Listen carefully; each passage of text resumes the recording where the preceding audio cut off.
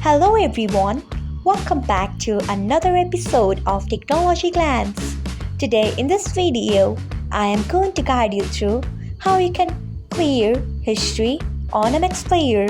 So let's get started. Firstly, open MX Player app in your device. Then tap on your profile icon if you haven't. Next, tap on Settings. After that, tap on General. Then scroll until you find Clear History. Next, tap on it. After that, you can see the option of OK. Tap on it.